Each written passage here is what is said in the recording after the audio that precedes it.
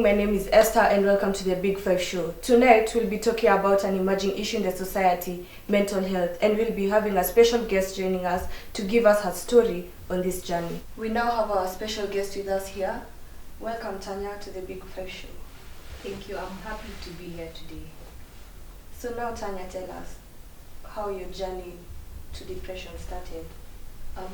Honestly speaking, I can't really say I came from a well-off family. I came from a humble background. I had 3 siblings. I was the firstborn, so I feel like I had a lot to do because they were looking up to me to like open ways for them since our parents weren't able.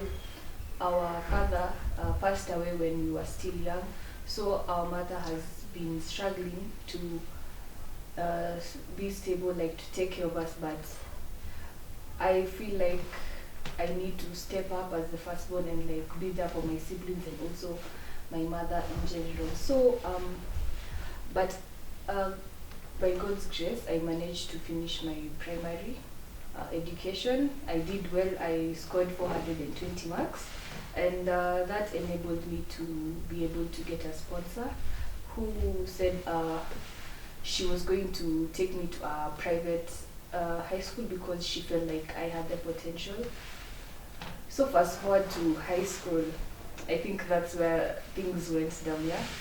So of course it was a prestigious school. The students were they were really well off, I can't lie. So of course there was that, what can I say, there was that, just felt like there was a difference, like we were not on the same level, like at all, and like you could just tell like when you see how the students are interacting and stuff like that. So for a while it was very okay, up until like when we had our first welcoming party for the Form 1s. So during the meeting the principal announced that they have started to take scholarship students. And can you imagine, the principal told me to like stand up for everybody to see me. So I feel like that's how people started separating themselves from me, because they felt like I was lower than them, like they can't interact with me because I'm nothing, like I'm no one, right? And sadly enough, it wasn't just the students, it went up to the teachers as well. Because even if I went to like for the teachers, I went to the teachers for help, they would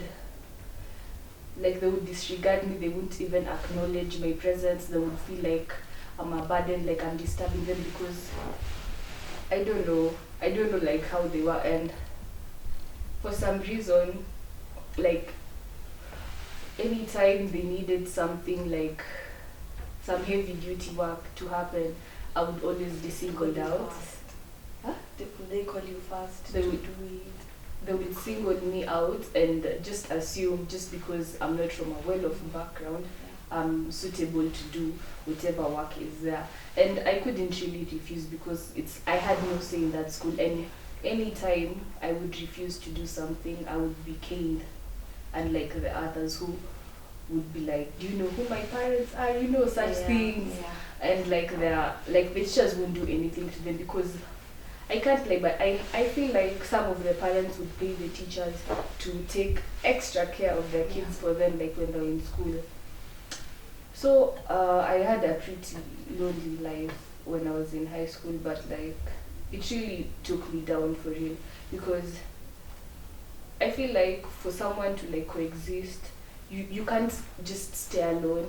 You need people to be around you, some people to like communicate with. You can't just be alone, because I feel like that's an opportunity to like go like get into depression. So I feel like that whole situation really traumatized me, because it even affected my grades for a while, and my sponsor almost pulled out. But I had to open up and explain to her what I was going through, and she really understood like where I was coming from, and she decided not to pull out from sponsoring me.